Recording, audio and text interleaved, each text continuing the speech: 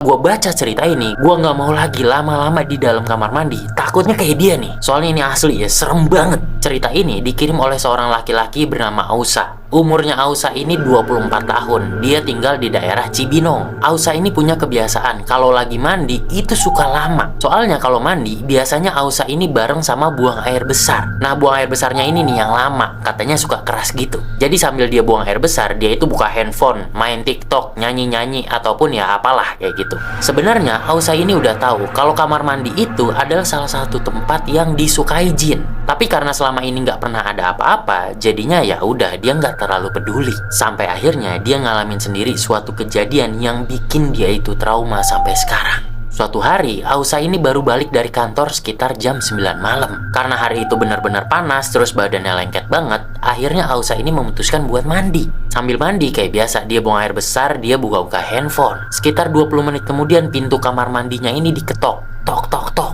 Dari luar ada suara adeknya ngomong, "Ah, gantian dong, aku mau pipis nih." Tapi karena pada saat itu Ausa ini belum selesai, dia bilang, "Bentar dek, masih BAB nih, masih lama kayaknya."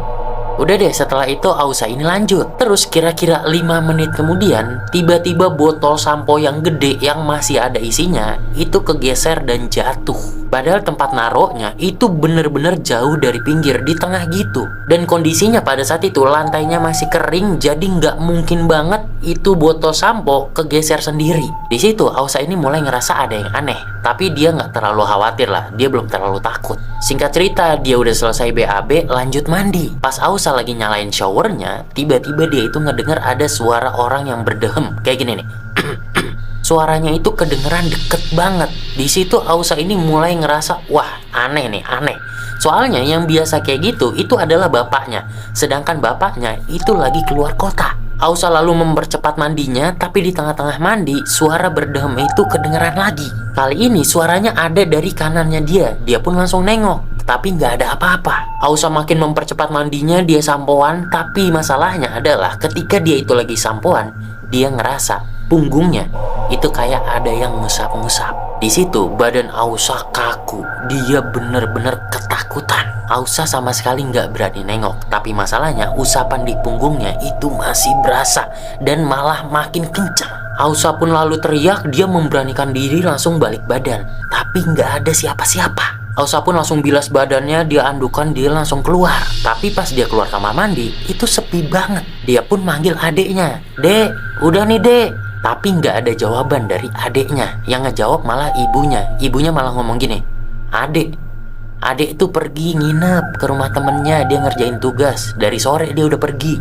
Nah loh, kalau misalkan adeknya udah pergi dari sore, tadi suara siapa? Di situ Ausa makin ketakutan, dia langsung masuk kamar, dia pakai baju itu. Selesai Ausa pakai baju, dia lagi-lagi ngedenger suara berdehem. Ausa pun langsung nengok tuh ke arah suara itu berasal. Dan ternyata di pojokan kamarnya itu ada satu sosok laki-laki, dimana tubuh laki-laki itu tuh udah pada biru semua, udah pada bengkak-bengkak. Di beberapa bagian tubuhnya juga kelihatan luka-luka dan juga mengeluarkan darah. Sosok itu lalu tersenyum dan tertawa. Nah, ngelihat itu, Ausa pun ketakutan banget sampai dia itu pingsan. Singkat cerita, keesokan harinya, ternyata di belakang rumahnya, di kali, di sungai, itu ditemukan jenazah seorang laki-laki. Katanya jenazah itu tuh badannya udah pada bengkak terus biru-biru, mirip seperti sosok yang Ausa lihat sebelumnya. Setelah jenazah itu ditemukan, rame tuh akhirnya di situ, terus juga jenazahnya dibawa lah sama polisi buat diidentifikasi. Terus orang-orang di situ tuh nggak tahu itu laki-laki dari mana, soalnya nggak ada identitasnya. Bah, serem banget kan, gara-gara lama di dalam kamar mandi dia didatengin setan kayak gitu.